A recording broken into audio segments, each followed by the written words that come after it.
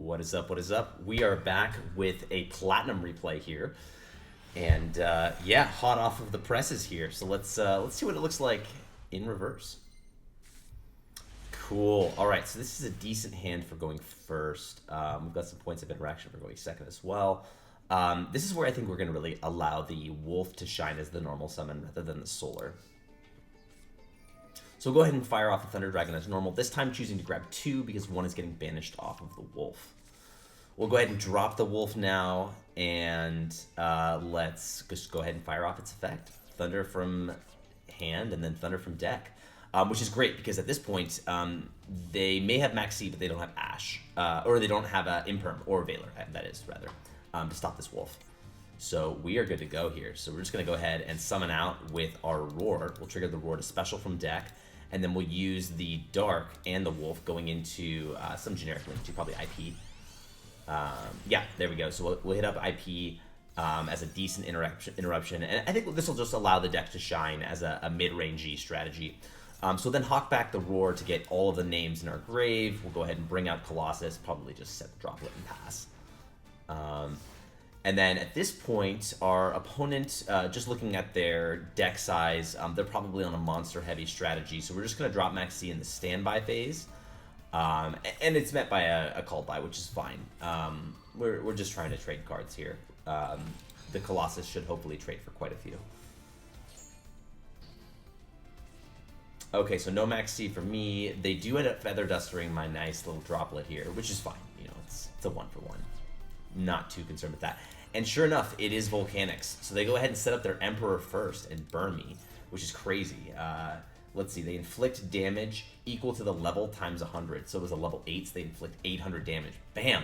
Pop shot right to the face.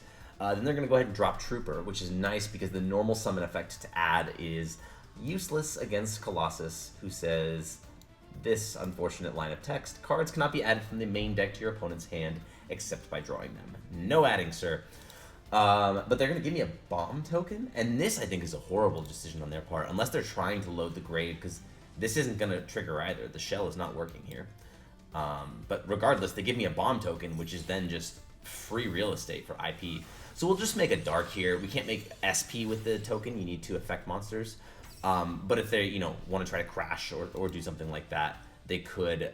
What's funny is they wouldn't have enough pyros. So they just go ahead and pass here. And unfortunately, we probably don't have, especially with the Imperm draw, we don't have the gas to kill them. We don't have the, access to our other engines here. So we're just going to go ahead and dump a solar off of the solar here.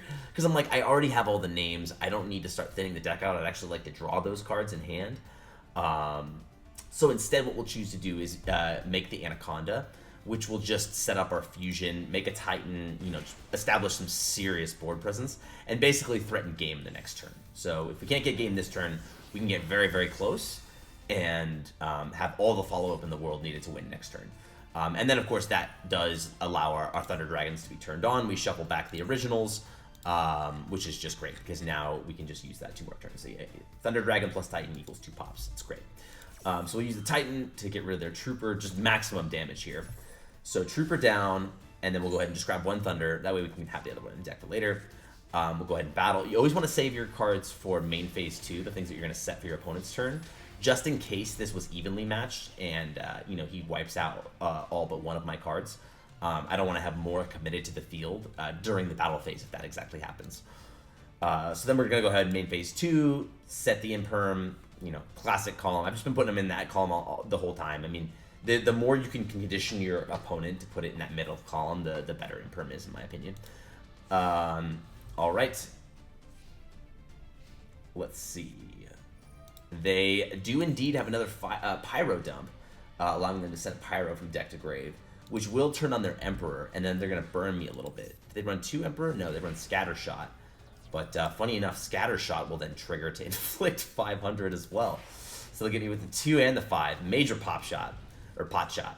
And then they go ahead and Emperor, and they do try to set up a trap here, which I think is very nasty. I don't know, besides the negation one, what other traps they have. But at this point, I'm not trying to let them get free real estate, especially while we do have this Imperm. So I am going to go ahead and shut that effect down. And that way I don't take the burn damage either, which is less important. But he is gonna get to run over my Anaconda for a lot of damage. So you know, I need to be aware of burn. They will set one card and pass. Let us see, and this is just nasty, right? Drawing a Magnemite after we've done all of this setup to, you know, basically ensure we're gonna win this next turn is just icing on the cake. So at this point, I'm like, I'm not gonna disrespect my opponent with that, like that. Like, I'm just gonna, you know, Thunder combo my way to victory because I'd already set this up the last turn.